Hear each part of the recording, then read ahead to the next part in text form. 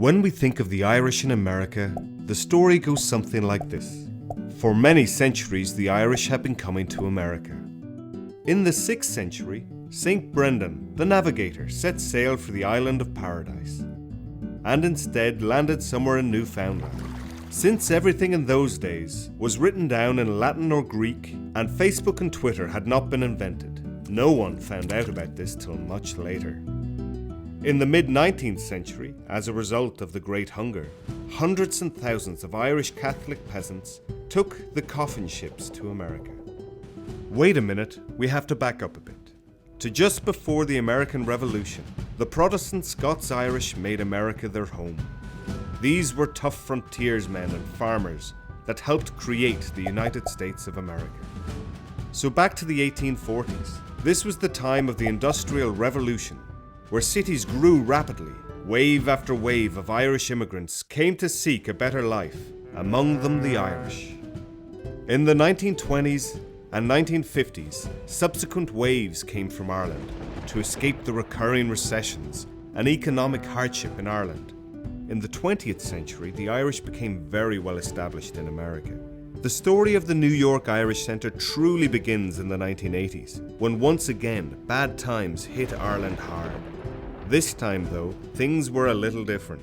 It had been 30 years since the previous great wave of Irish in the 1950s. Unfortunately, because of their undocumented status, the Irish of the 1980s couldn't legally work. This was a new era of no Irish need apply. The 80s Irish felt disconnected, but luckily, older, established members of the community pitched in, and advice centres offering basic immigration services sprang up. With that came immigration reform and green cards, and by the early 90s, the 80s Irish were back on track, writing their own chapter in the story of Irish diaspora. As the 1980s came to an end, and the wave of Irish immigrants showed no signs of slowing, the Catholic Church in Ireland began to hear the call of communities in New York and elsewhere for a spiritual shepherd, one that understood the changing Ireland of the time. They sent out Belfast native Father Colm Campbell to tend to this flock. For 10 years or more, Father Colm wandered the great city of New York, comforting the lonely, the sad and the sick, seeking assistance for the needy, blessing unions, baptizing babies and burying the deceased. In his travels, he became a trusted confessor to princes and paupers and all between. In that time, an idea began to grow in Father Colm's mind. The Irish in New York needed a place to gather, a place to truly call their own, a true community centre.